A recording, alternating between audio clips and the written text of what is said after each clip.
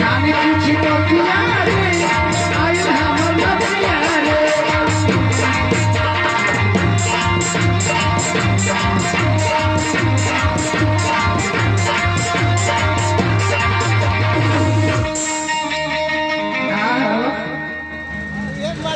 क्या कहते हैं? हाँ कहाँ रहे इतना दिन से? हम रही कहाँ? हम रही धरती पर भीतरी भीतरी। हाँ के में? वही में कौन में? घरी में। आई हम बोली आगे आगे वह नाव की भोला बहरी लफुआ आई कहाँ ना भैया बढ़िया ना हो तारा का तू चुरावा ना तू जब लफुआ हरन हो हाँ कि केहू ना हो आओ का हम रही भीतरी भीतरी आ तू कहाँ रहो? बहरी बहरी। हाँ बहरी क्या करत रहो?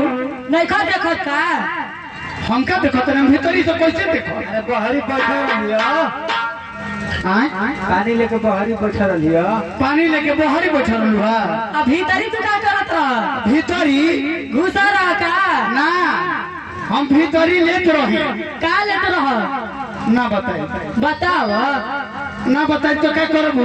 लाते मुँह के धान दे आई हो दादा लाते मुँह के धान मुकीले धान मुकीले बताओ ही के पड़ी ना हम भीतरी बैठ के हम भीतरी बैठ के लेते रहे का लेते रह लो इहो बतावे के पड़ी ओकरे के लेते रह ओकरे के रिनवा के लेते रह देखा तारी रिनवा के लेते रह हम भीतरी बैठ के लेते रही जानते रुका लेते रही का हम भगवान के नाम लेते रही का भगवान के नाम लेते रही भजन गावत रही गजन गावत रही तू का करत रही जा ए जा हां हम हिलावत रहलू हां आयो हिलावत रहली आ हिलावही में हमारा मोर पड़ गई गिरा देलसिया ए बदमाश कोही कोई कोनी है कोनी नु उल्टा खाली बोलबी का जे भेट ले तब देखी हकीकत बात कहत नहीं हमनी के घटना समय घट रहे हमनी के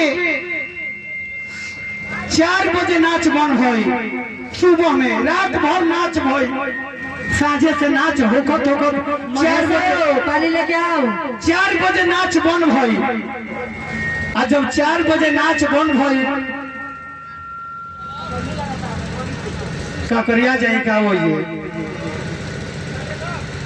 हाँ हेलो हेलो का हो सर हो उतार सारू हरन हो देखो तो ना बाहर रे डिजाइन बा ई हमारा मेहरारू के मर्द हवन हम इनका मेहरारू के भतार हन ऐसे ही हिलावत रहा बाहर डांड डांड हकी का हो रे भाई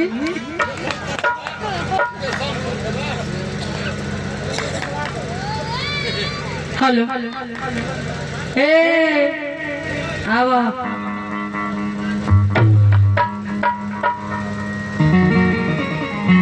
हेलो